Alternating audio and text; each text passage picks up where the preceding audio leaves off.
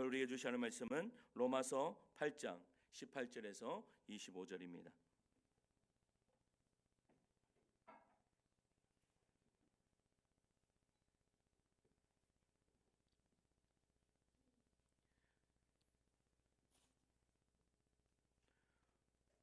로마서 8장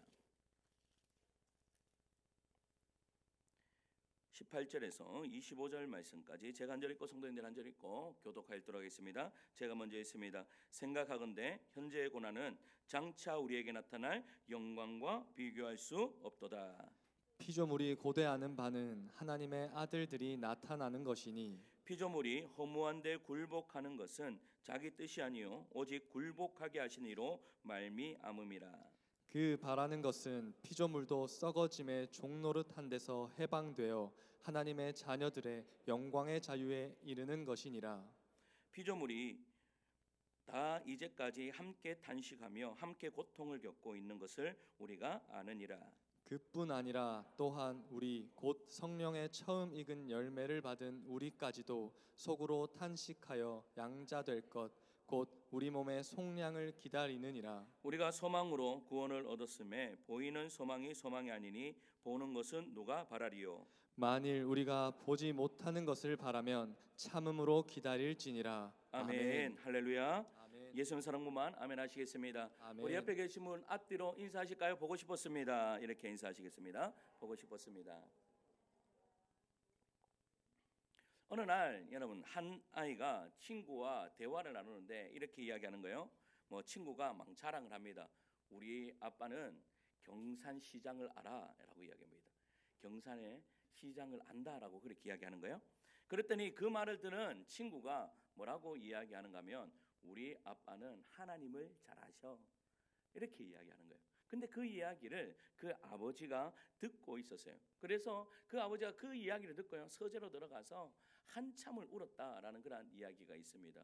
왜 울었습니까? 자기가 돈을 많이 벌어서도 아니고 높은 자리에 있어서도 아니고 자녀에게 하나님을 아는 사람으로 인식된다라는 그 자체에 너무나 감사하고 감동이 되었다라는 것이죠. 사랑하는 성도 여러분, 우리도 하나님의 자녀입니다. 맞습니까? 여러분들 하나님 자녀 맞습니까? 여러분 그러면 이런 질문을 스스로 던질 수 있어야 됩니다. 나는 과연 하나님 아버지를 자랑하는 사람인가? 더 나아가 나는 하나님의 아들의 모습으로 이 세상에서 나타내는 그러한 삶을 살아가고 있는가를 생각해 보셔야 됩니다. 오늘 본문은요 단순히 고난 중에서 참아라라는 그러한 말씀이 아닙니다. 오늘 본문은 훨씬 더 큰 이야기를 하고 있어요. 세상은 지금 하나님의 자녀들을 기다린다라고 이야기를 합니다. 피조물이 기다리고 있고 자연이 기다리고 있다라고 그렇게 이야기해요. 하나님께서는 우리를 그저 천국 가는 사람으로 부르시는 것이 아니라 이 세상 가운데 하나님의 아들답게 나타낼 사람으로 부르셨다라는 것입니다. 할렐루야. 그러므로 오늘 말씀을 통해요 하나님의 자녀가 그러면 누구이며 왜 고난을 겪고 어떤 모습으로 나타나야 하는가를 함께 살펴보고자 합니다. 첫째는 한번 따라할까요? 하나님의 자녀는 고난을 피하는 사람이 아니라 고난의 뜻을 생각하는 사람이다. 한 번만 더 따라할까요? 하나님의 자녀는 고난을 피하는 사람이 아니라 고난의 뜻을 생각하는 사람이다. 우리 18절 말씀을 같이 읽을까요? 시작. 생각하건대 현재의 고난은 장차 우리에게 나타날 영광과 비교할 수 없도다. 아멘. 여러분 여기서 바울이 생각하건대 현재의 고난, 여러분 현재의 고난을 부정하고 있어요? 아니면 인정하고 있어요? 인정하고 있어요. 신앙이 있으면 고난이 없어진다라고 말합니까? 아닙니다. 오히려 분명히 말합니다. 고난이 있다, 지금 있다, 현실이 있다라고 그렇게 이야기를 하죠. 그런데 바울은 거기서 멈추지 않고 무엇을 하고 있는가 하면 고난 가운데 생각을 하고 있다, 생각하건대라고 말합니다. 이 말은 단순히 그냥 머릿속으로 잠깐 스쳐 지나가는 그런 생각을 말하는 것이 아니에요. 지나가는 건 감정을 이야기하는 것이 아니에요. 여기서 생각하건대라는 말은 고난 앞에서요 그냥 딱 멈추어서서 하나님의 감점으로 바라보기 시작한다라는 그런 말이에요. 지금 내가 겪고 있는 이 고통이 무엇인지, 왜 하나님이 이것을 허락하셨는지, 이 고난의 끝에 무엇이 기다리고 있는지를 뭐 했다고요? 생각했다. 여러분, 생각이 굉장히 중요합니다. 지금도 마찬가지입니다. 우리가 말씀을 듣는데 생각하면서 듣는 사람과 그냥 앉아 있는 사람은 완전히 다릅니다. 생각하면서 들으셔야 됩니다. 하나님이 이 시간에 나에게 무엇을 말씀하시고, 이 말씀이 지금 하나님의 말씀인데 하나님께서 지금 나에게 무엇을 말씀하고 하시는가 생각하셔야 된다라는 겁니다. 다시 말하면 여러분, 눈에 보이는 현실에 끌려가지 말고 믿음으로 고난을 해석하라는 그런 말입니다. 감정은, 여러분, 감정은 언제나 감정은요 우리를 속여요. 어떤 고난이 벌어지면 힘들다, 끝났다, 그러한 생각을 가집니다. 근데 믿음은요, 우리의 믿음의 생각은 어떻게 바뀌는 줄 알아요? 하나님이 지금 일하시고 계신다. 할렐루야. 그러니까 하나님이 지금 어떠한 일을 하고 계시고 하나님의 뜻이 분명히 있다라고 말하고 있는 거예요. 그래서 생각하건대라는 말은 고난 속에서요 뭐를 붙드는 거예요? 믿음을 붙드는 거예요. 그래서 생각해야 된다라는 말이에요. 고난을 그냥 느끼는 사람이 아니라 고난을 하나님 안에서 해석하는 그런 사람입니다. 그렇다면 고난을 어떻게 해석해야 될까요? 첫 번째는 성도의 고난은요 버림받음의 증거가 아니라 빚어짐의 증거이다라는 것을 생각하셔야 됩니다. 뭐라고요? 고난 받는 것은 여러분 보세요, 버림받은 증거가 아니라 뭐라고요? 빚어짐의 증거다. 많은 사람들이 고난을 당하면 이렇게 생각합니다. 내가 뭘 잘못했나? 뭐 이런 일을 왜 당하지? 하나님이 정말 나를 사랑하시면 왜 이런 일이 일어날까라는 생각합니다. 그러나 바울은 정확하게 이야기를 하죠. 뭐라고 이야기합니까?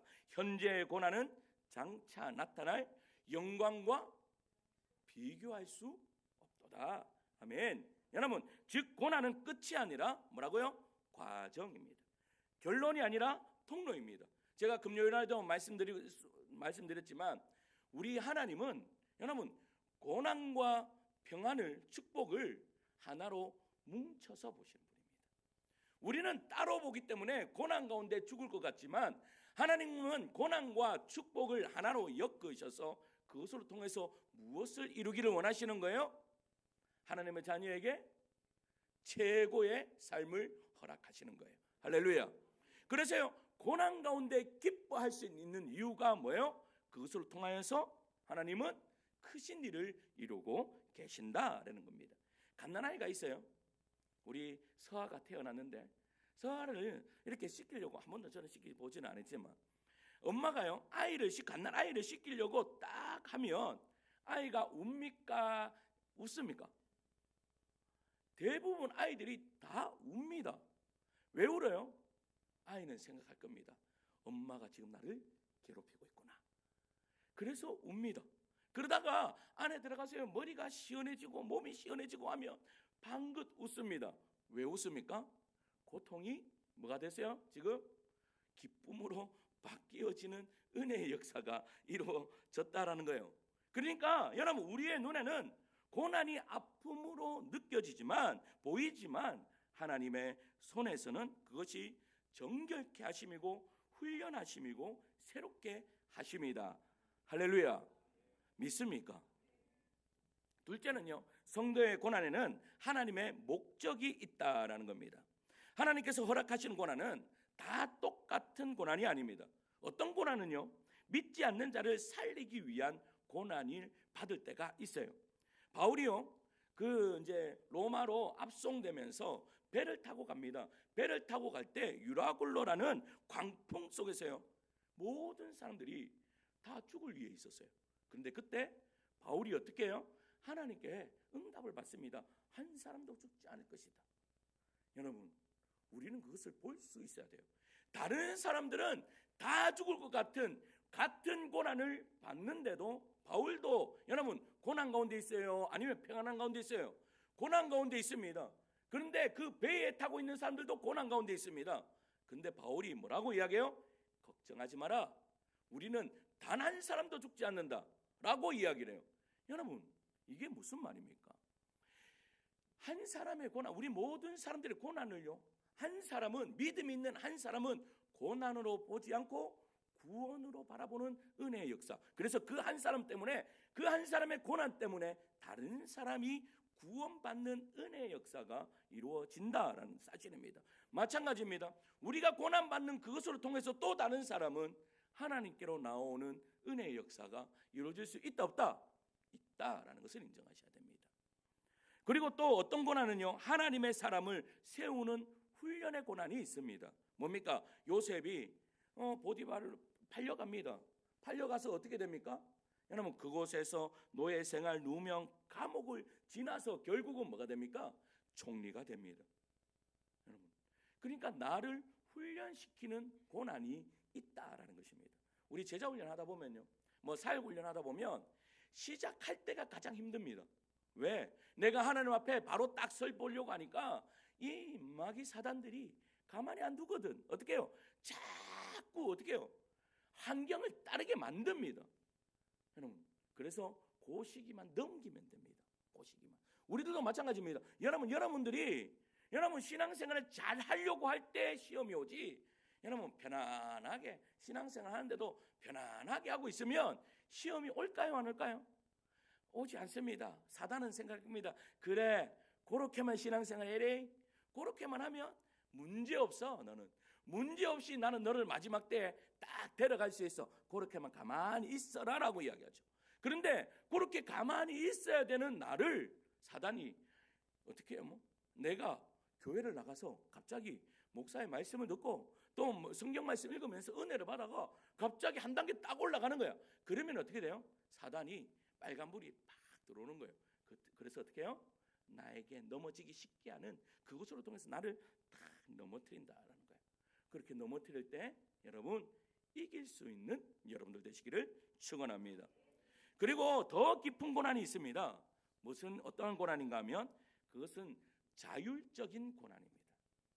내가 스스로, 여러분, 믿음 때문에 스스로 선택하는 고난입니다. 세상 방식대로 더 편하게 살 수 있는데 믿음 때문에 손해를 보는 여러분 고난이 있습니다. 여러분, 한 자매가 있습니다. 이 자매는요, 나이가 점점 차면서, 여러분, 자매가 나이가 차면 뭘 해야 됩니까? 결혼을 해야 됩니다. 근데 결혼 정년기가 됐는데 여러분 결혼 안 하니까 부모님이 걱정이 한 걱정인 거예요. 그런데 그때 한 사람이 소개를 받았습니다. 와, 딱 맞는데 얼굴이 장동건이야. 너무 잘생겼어. 조건도 너무 좋아. 돈도 잘 벌어. 모든 것이 완벽해 보이는 거예요. 그런데 딱 한 가지가 문제라. 뭘까요? 예수님을 안 믿어. 여러분, 그러면 보편적인 사람들이라 하면 뭐라고 이야기할까요? 야, 괜찮아, 결혼해. 해서 어떻게? 전도하면 되지. 전도하면 되지라고. 그 전도 안 해본 사람이 그렇게 이야기하는 거예요. 전도하면 되지. 심지어 어떤 목사님들도 그렇게 이야기해요. 그래, 전도하면 돼. 괜찮아 라고 이야기를 해요. 그런데 이 자매가요, 매일 새벽기도 오면서 기도를 해보는데 마음이 계속 불편한 거예요. 왜? 다른 것들은 모든 것들은 조건이 좋은데 하나님, 다 좋은데 하나님은 안 믿어요. 어떻게 할까요? 라고 하는데 하나님이 그 자매 마음속에 이러한 마음을 주시는 거지. 어떠한 마음을 주시는가 하면 너는 누구의 아내가 되기 전에 너는 내 딸이다 라고 말씀하시는 거예요. 여러분, 내 딸이라면 누구한테 보내겠습니까? 누구한테 보내겠습니까?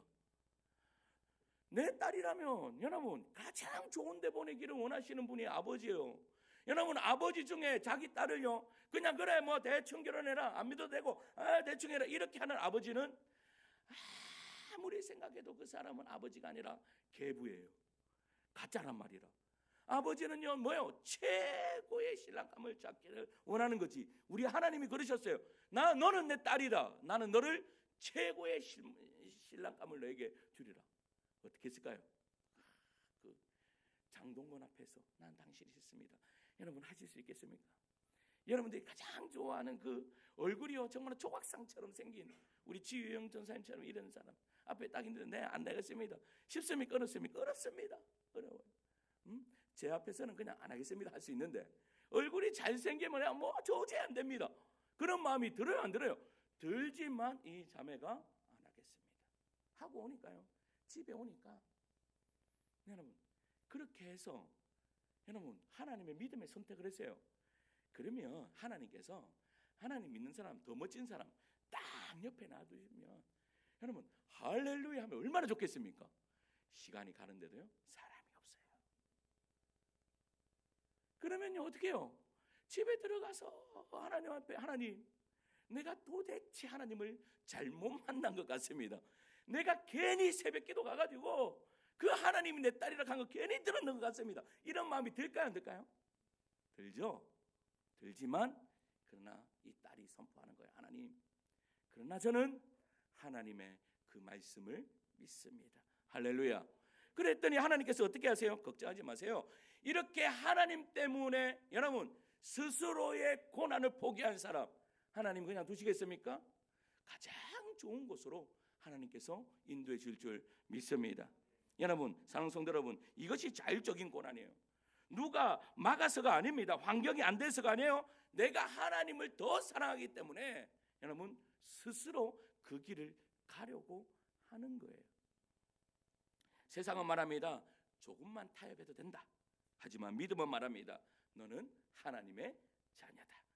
여러분 이 자부심을 안고 이 땅을 살아가는 주의 종들 되시기를 축원합니다. 성도는요. 그리고 세 번째는 성도는 고난 속에서도요. 뭐를 봅니까? 영광을 봅니다. 라헬이요. 라헬이 죽으면서 난 아들이 있습니다. 그 아들이 누굴까요? 죽으면서 난 아들 베냐민입니다. 베냐민. 그런데 라헬이 죽으면서 이름을 베냐민이라고 하지 않았습니다. 뭐라고 했는가 하면 여러분 베노니라고 불렀습니다. 이 베노니라는 이름의 뜻이 뭔가 하면 슬픔의 아들이란 말입니다. 슬픔의 아들. 그러니까 자기가 죽으면서 이 아들을 낳았으니까 뭐요? 그 마음 안에 슬픔이 가득했다라는 거예요. 그런데 요셉이 그 이야기를 듣고 그 아이의 이름을 바꿉니다. 뭐라고 바꿉니까? 베냐민이라고 바꿉니다. 여러분 베냐민의 이름의 뜻이 뭔가 하면 오른손의 아들이라는 말이에요. 여러분 성경에서 말하는, 구약에서 말하는 오른손이라는 말은 하나님의 능력을 이야기하는 것입니다. 하나님의 능력, 그리고 하나님의 임재, 그리고 하나님의 축복을 말씀하는 것이 오른손입니다. 그러니까 여러분 믿음이 없는 사람은 슬픔을 봐요. 고난 가운데서. 그럼 믿음에 있는 사람은 무엇을 봅니까? 축복을 보는 거예요. 그러니까 야곱은 여러분 뭐라고 하는 거예요? 야곱은 이 아이의 인생이 슬픔으로 시작했지만 하나님의 권능이 떠나지 않을 것이다 라고 하면서 베냐민이라고 부르는 거예요. 그러므로 사랑하는 성도 여러분, 고난이 왔을 때요 제일 먼저 해야 할 일은 불평이 아니라 해석입니다. 뭘 하라고요? 해석을 해야 됩니다. 좌절이 아니라 믿음을 생각하고 원망이 아니라 묵상해야 됩니다. 그러면서 이렇게 이야기해야 되죠. 하나님, 이 고난 속에 무엇을 빚고 계십니까? 하나님, 이 눈물 뒤에 어떤 영광을 준비하셨습니까? 하나님, 이 일을 통해 저를 어떤 사람으로 빚기를 원하십니까? 그 질문을 하는 순간이요 우리의 마음이 여러분 하나님이 주시는 평안으로 변화되는 은혜의 역사가 이루어질 줄 믿습니다. 두 번째는요, 한번 따라할까요? 하나님의 자녀는 탄식하는 사람이 아니라 탄식을 들을 수 있는 사람이다. 탄식을 들을 수 있는 사람이다. 여러분 하나님의 자녀는 고난을 피하는 사람이 아니라 뭐예요? 두 번째 잘못되는데 따라합니다. 다시 한번 따라할까요? 하나님의 자녀는 탄식하는 사람이 아니라 탄식을 들을 수 있는 사람이다. 자, 19절 말씀 다시 읽습니다. 19절입니다. 시작. 피조물이 고대하는 바는 하나님의 아들들이 나타나는 것이니. 아멘. 여러분 피조물이 고대하는 바는 하나님의 아들들이 나타난 것이다. 여러분 참 놀라운 말씀입니다. 피조물이 고대하는 바. 여러분 여기서 피조물이 무엇을 이야기하는 거예요? 여기서 말하는 피조물이 무엇입니까? 하나님이 창조하신 모든 것입니다. 하늘의 해와 달, 그리고 뭐예요? 별들, 땅에 있는 나무와 꽃, 들판과 쌍과 강, 공중의 새와 바다의 물고기가 이 모든 자연의 피조물입니다. 그런데 성경은 놀랍게도요, 이 피조물들이 지금 뭐 하고 있다라고 이야기해요? 기다리고 있다. 여러분, 이런 말 들어보셨습니까? 여러분, 피조물이 우리를 기다리고 있대요. 무엇을 기다립니까? 우리를 기다리는데 그냥 우리가 아니라 하나님의 자녀들을 기다리고 있다. 왜입니까? 지금 이 세상이요, 정상적인 상태가 아니기 때문입니다. 죄로 인해 모든 피조 세계가 고통 가운데 있기 때문입니다. 그래서 바울이 이렇게 이야기하죠. 20절입니다. 20절 있습니다. 시작. 피조물이 허무한데 굴복하는 것은 자기 뜻이 아니요 오직 굴복하게 하시는 이로 말미암음이라. 여러분, 아멘. 본문은 피조물이 어디에 굴복했대요?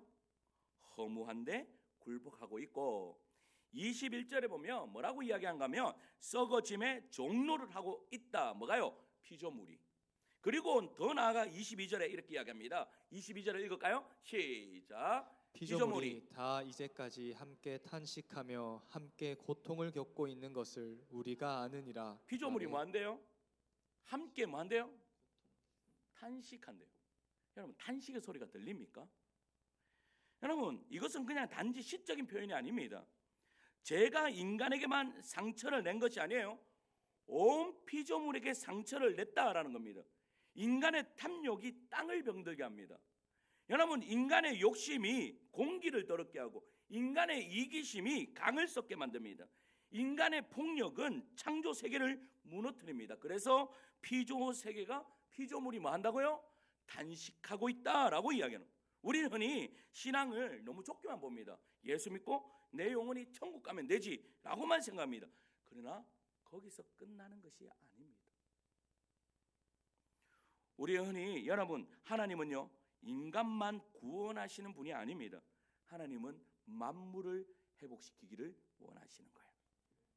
골로새서 1장 20절 말씀 한번 볼까요? 골로새서 1장 20절입니다. 시작. 그의 십자가의 피로 화평을 이루사 만물 곧 땅에 있는 것들이나 하늘에 있는 것들이 그로 말미암아 자기와 화목하게 되기를 기뻐하심이라. 아멘. 여러분, 하나님은 그리스도의 피로 하늘과 땅의 모든 만물을 어떻게 하기를 원하신대요?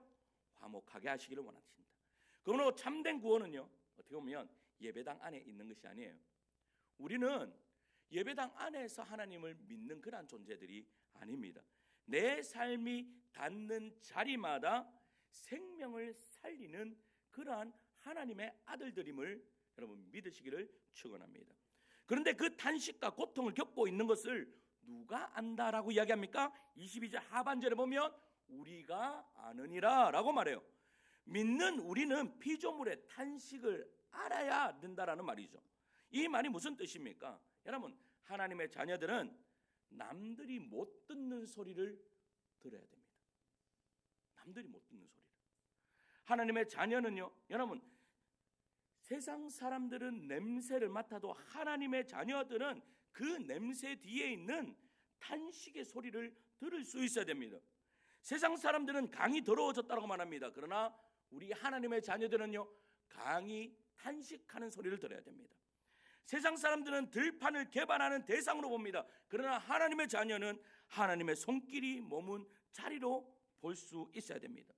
세상 사람들은 사람을 기능으로 보고 결과로 보고 쓸모로 봅니다. 그러나 하나님의 자녀는 상처 입은 존재, 하나님의 형상을 지닌 존재로 보는 거예요. 이것이 중요합니다. 여러분, 피조 세계의 탄식을 듣지 못하는 사람은요, 사람의 탄식도 잘 듣지 못합니다. 불안 포기를 함부로 대하는 사람은요, 어떻게 보면 사람도 함부로 대합니다. 작은 생명을 귀하게 여기지 못하는 사람은 큰 생명도 귀하게 여기지 못하는 것입니다. 그래서 하나님은요, 고난을 통해 우리를 깨우시는 거예요. 내 몸이 아파봐야 다른 사람 아픈 것도 알고, 내가 고난을 겪어봐야 다른 사람의 고난 압니다. 내가 자녀의 고난이 있어야 다른 사람의 그 자녀의 고난도 알 수 있는 것입니다. 가난해봐야 다른 사람, 가난한 사람을, 여러분, 그 사람의 마음을 안을 수 있는 거예요. 그래서 바울은 계속해서 말씀하시는데 23절에 이렇게 이야기해요. 23절입니다. 시작. 그뿐 아니라 또한 우리 곧 성령의 처음 익은 열매를 받은 우리까지도 속으로 탄식하여 양자될 것 곧 우리 몸의 속량을 기다리느니라. 아멘. 여러분, 우리까지도 속으로 탄식하고 있다. 고난이 오면요, 성도도 탄식할까 안 할까요? 탄식합니다. 성령이 충만해도 탄식합니까 안 합니까? 탄식합니다. 여러분, 그런데 세상 사람들의 탄식은요, 이제 끝났다, 희망이 없다라는 탄식입니다. 그러나 우리의 탄식은 그러한 탄식이 아닙니다. 지금은 힘들지만 이제 끝이 아니다, 하나님이 반드시 이루실 것이라는 탄식입니다. 이것을 좀 더 쉽게 설명하면요, 이런 거예요. 여러분, 코로나 때 코로나가 어디서부터 창궐했습니까? 대구에서부터, 대구 저쪽에서부터 막 이 코로나가 시작되기, 중국에서부터 시작했지만 우리나라에서 말이에요. 대구에 난리도 아니었습니다. 그랬더니요, 그 여수에 계시는 장모님 장인어른이 그 갓난아이, 그러니까 시은이가 갓난아이 때 피난 보내라고, 피신시키라라고 해서 시은이를 어떻게 해요? 여수에다가 두고 왔습니다. 두고 오는데요, 눈물이 얼마나 하든지요. 그래서 왔는데 저녁마다 뭐예요? 저녁마다 영상통화하고, 영상통화하면서 울고, 저는 우리 집사람이 영상통화하면서 울고, 나중에 만나자 하면서 울고 난리도 아니에요. 그런데 여러분, 이것이 어떻게 보면 탄식입니다. 근데 이 탄식은 여러분 끝났다라는 탄식입니까? 아니죠. 다시 만날 수 있음의 탄식입니다. 무슨 말인가 이해 가십니까? 그러니까 여러분, 우리도 탄식할 수 있어요. 우리도 성도들도 탄식할 수 있지만 그 탄식은 미래가 보장된 탄식이다라는 겁니다. 다시 만날 수 있는 탄식이고, 다시 회복될 수 있는 탄식이고, 다시 하나님께서 우리를 붙들어 주시는 탄식임을 믿으시기를 축원합니다. 그래서 내가 가는 곳곳마다 그러한 탄식으로 통하여서 어떤 일이 벌어지는가? 여러분, 나의 그 탄식을 통하여서, 나의 그 믿음으로 통하여서요, 피조물이 살아나는 그러한 은혜의 역사가 이루어지는 거예요. 여러분, 우리 뒷동산을 보십시오. 여러분, 우리가 여기 처음 왔을 때 황무지였습니다. 황무지였습니다. 저는 예수 믿는 사람이 가는 곳마다 땅이 살아나는 은혜의 역사가 이루어져야 된다고 믿습니다. 할렐루야. 응? 그래서 우리 딱 오니까 뒤에가 황무지 같은 이 땅이 어떻게 됐습니까? 이 땅이 회복되는 은혜의 역사가 이루어졌습니다. 여러분, 처음에 여기 딱 왔을 때 여기가요, 어떻게 풀로 막 자라 있고 있으니까 이 건물을 사용하지 않으니까 여기가 거의 뭐예요? 사람이 1년만 살지 않아도 폐가로 바뀝니다. 그런데요, 여러분, 여기 지나가기가 여러분 쉽겠습니까? 밤에 여러분, 한중간에 이 큰 건물이 그냥 풀로 막 둘러싸여 있으면 지나가기가 쉽겠습니까? 어렵겠습니까? 어렵죠. 무섭죠. 지나가기가. 이 뒤에가 음산했다라는 거예요. 그런데 여러분, 교회가 들어오고 십자가가 들어오고 예수 믿는 사람이 왔다 갔다 하니까 여기가요, 확 밝아지는 은혜의 역사가 이루어지는 거예요. 할렐루야. 지난주에 제가요, 자전거, 아이들 데리고 자전거를 탁 타고 가는데 갑자기 우리 이제 요 골목 남매로 6길, 요 길에 딱 보면요, 바뀌는 게 있는데 아시겠습니까? 응? 처음과 끝에 여러분 노란색으로 딱 줄을 꺼가지고 시작점, 시작, 그리고 종점 딱 적어놨어요. 이게 뭔가 하면, 그래서 제가 물어봤죠. 이걸 왜 하냐고 라고 했더니 어린이 보호구역인 거야. 여기는 30km 이상 달리면 안 돼, 사고나. 그렇기 때문에 천천히 다니는 곳이야 라고. 여러분, 우리가 주문도 안 했는데 자기들이 알아서 안전한 구역으로 딱 만들어줘. 옆에 뭐 유치원이 있든 없든 유치원이 있어서 그럴 수 있겠죠. 그러나 우리는 해석은 누가 해석하는 거예요? 여러분, 이 땅이 사람들이 왔다 갔다 하고 많이 살아나니까 사람들이 관심을 가지는 거예요, 안 가지는 거예요? 관심을 가지는 거예요. 할렐루야. 여러분, 이것이 바로 하나님의 사람들이 가는 곳마다 피조세계가 살아나는 은혜의 역사가 이루어진다라는 사실이죠. 우리 조호제이 사람 이야기를 하면, 여러분, 지금 이제 한참 참회가 나옵니다. 참회가 나오는데 예수 믿는 참회받하고 안 믿는지 참회받하고 다를까요, 안 다를까요? 다릅니다. 할렐루야. 왜 다릅니까? 예수 믿는 집에 참여는 땅이 다릅니다. 땅이 같은 거 종자 심어도 땅이 다르기 때문에 다른 열매가 달리는 거예요. 여러분 이 뭐예요? 우리들 다 마찬가지예요. 우리가 가는 곳마다 뭐가 달라지는 역사가 일어나는 거예요. 땅이 달라지고 피조 세계가 달라져요. 우리가 가지고 있는 학원이 달라지고 다른 사람과 학원은 다 달라지는 거예요. 왜냐? 여러분 하나님의 사람들을 누가 기다리기 때문에요? 피조물이 기다리고 있기 때문에요. 야, 우리가 그러한 위대한 사람이다. 믿으십니까? 그래서 우리를 가르쳐서 하나님의 아들들이다라고 하는 거죠. 멋지잖아요. 셋째는요, 한번 따라할까요? 하나님의 자녀는 영광을 기다리는 사람이 아니라 영광을 미리 드러내는 사람이다. 많은 경우 우리는요 영광을 너무 미래적으로 생각합니다. 언젠가 천국 가면 영광을 누리겠지. 물론 맞습니다. 최종적인 영광은 누림은 여러분 재림 때 완성됩니다. 우리 몸의 속량, 부활의 몸, 하나님의 나라, 완전한 회복, 이 모든 것은 분명 장래의 영광입니다. 그러나 오늘 본문에 말하는 하나님의 아들들이 나타나는 것은 단지 미래의 사건만 말하지 않습니다. 하나님의 자녀가 이 땅에서 이미 그 정체성을 드러내면 사는 곳이 곧 하나님의 영광이 드러내는 것이다. 따라서 하나님의 자녀가 나타나면 주변이 살아나죠. 자, 21절을 읽습니다. 21절입니다. 시작. 그 바라는 것은 피조물도 썩어짐의 종노릇한 데서 해방되어 하나님의 자녀들의 영광의 자유에 이르는 것이니라. 아멘. 여러분 뭐라고요? 그 바라는 것은 피조물이 뭐에 바라요? 왜 하나님의 아들들이 나타나는 것을 바라요? 피조물도 썩어짐의 종로를 하는 데서 뭐 하기를 원한다?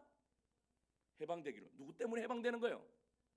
하나님의 아들들 때문에. 여러분 썩어지고 종로를 하는 거기에서 해방되는 은혜의 역사가 이루어진다라고 말씀하시는 것이죠. 이 말씀을요 아주 실제적으로 적용하면 이런 거예요. 하나님의 자녀가 들어가는 가정에 조금씩 화해가 일어납니다. 하나님의 자녀가 있는 직장에 정직함이 살아납니다.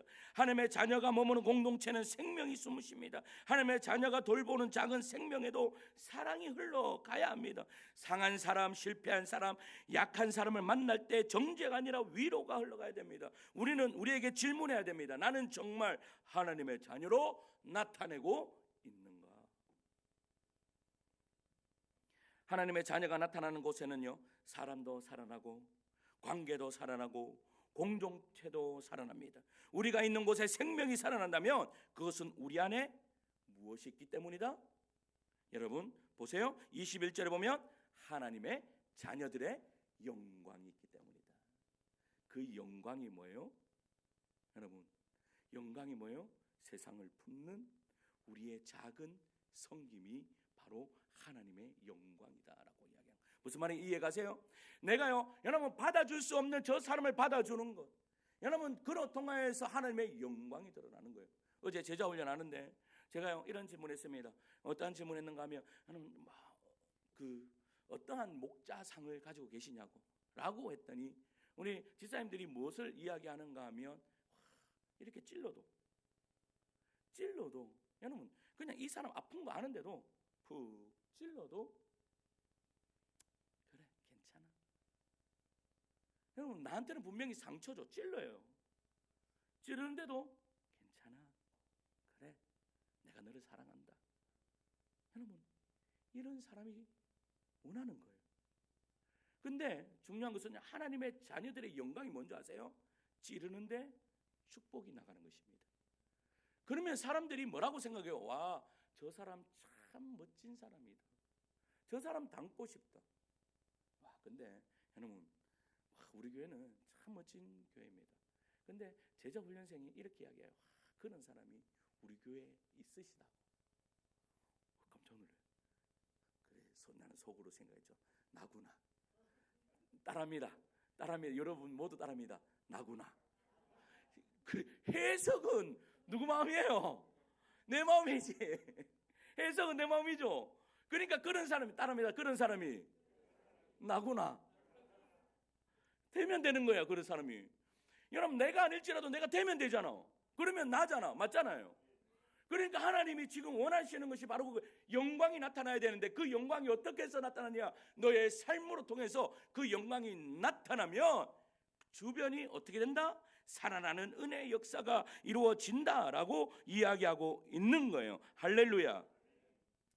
멋지잖아요. 이런 글이 있어요. 멋지잖아요. 여러분, 한국 교회에 필요한 사람들이 바로 이러한 사람들입니다. 그래서요, 그 집사님 보면서 나도 어떻게 해요? 저분 보면서 내가 저분을 닮아가고 싶다. 오케이, 좋습니다. 그러면 또 밑에 있는 후배들이 어떻게 해요? 또 난 그분 닮고 싶다. 여러분, 이게 교회입니다. 이게 한국 교회에 필요한 교회입니다. 숫자가 많은 교회가 아니라 이러한 교회들이 필요하다는, 그러면서 여러분 계속 영적인 자녀를 낳는 것, 영적인 아들이 계속해서 태어나는 것, 그러면서 그 영적인 아들이 태어나고 그 주변을 변화시키고 땅을 변화시키고 피조물을 변화시키고 또 그 자녀가 그러한 은혜의 역사가 우리 교회 안에 일어나게 되기를 간절히 축원합니다. 말씀을 맺겠습니다. 여러분, 오늘도 피조물은 기다립니다. 세상도 여전히 기다리고 있습니다. 무엇을 기다리고 있습니까? 더 좋은 시대를 기다리고 있는 것이 아닙니다. 여러분, 피조물들이 더 똑똑한 사람 기다리고 있는 것이 아닙니다.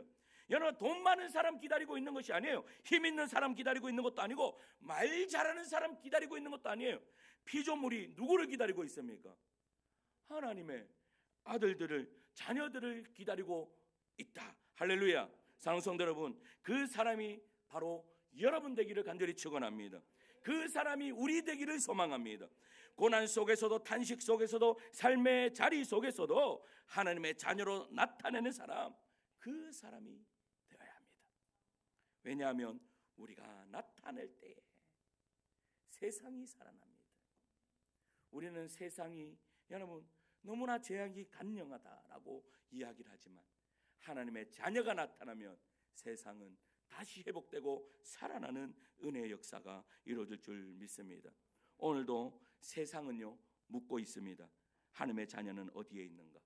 누가 이 세상을 살릴 것인가? 그 질문에 대한 대답은요 바로 저와 여러분일 줄 믿습니다. 그러므로 우리가 그 기다림의 응답이 되기를 주님의 이름으로 축원합니다. 우리 이 시간에 함께 찬양할까요? 그런데 이 길을요, 이 하나님의 자녀들이 되는 이 길을 혼자 못 갑니다. 같이 가야 됩니다. 우리 지난주 금요일 날 우리 이 찬양 불렀는데요, 더불어 함께 찬양하겠습니다.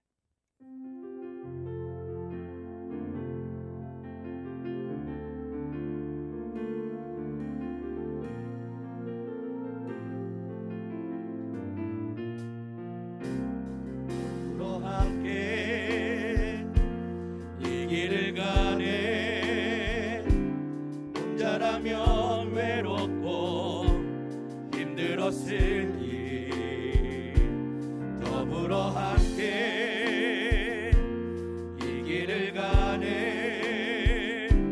지켜보며 세워주는 이들과 함께, 더불어 함께 이 길을 가네. 혼자라면 거칠고 모나게 살아가, 더불어 함께 이 길을 가네. 그의 형상 닮아가는 이들과 함께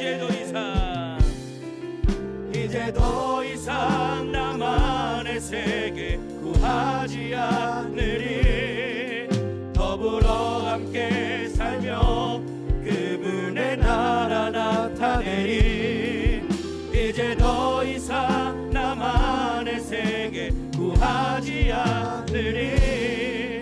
더불어 함께 살며 그분의 나라 나타내리. 더불어 함께 이 길을 가네. 혼자라면 외롭고 힘들었을 일, 더불어 함께 이 길을 가네. 지켜보며 세워주는 이들과 함께, 더불어 함께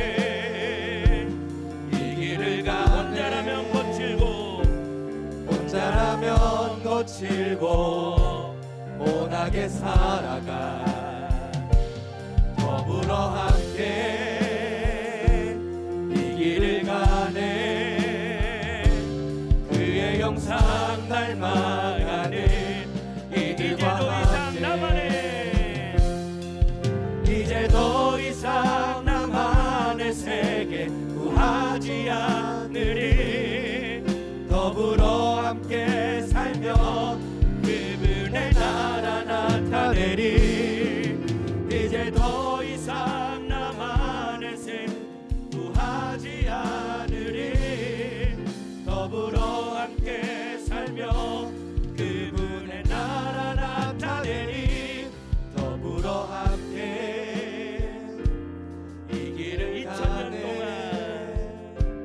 2000년 동안 계속 이어져 온 일 더불어 함께 이 길을 가네 그의 나라 올 때까지 우리 3절 한 번만 답시다. 이어질 더불어 이 함께 길 더불어 함께 이 길을 가네 2000년 동안 계속 이어져 온 일 더불어 함께 이 길을 가네 그의 나라 올 때까지 이어질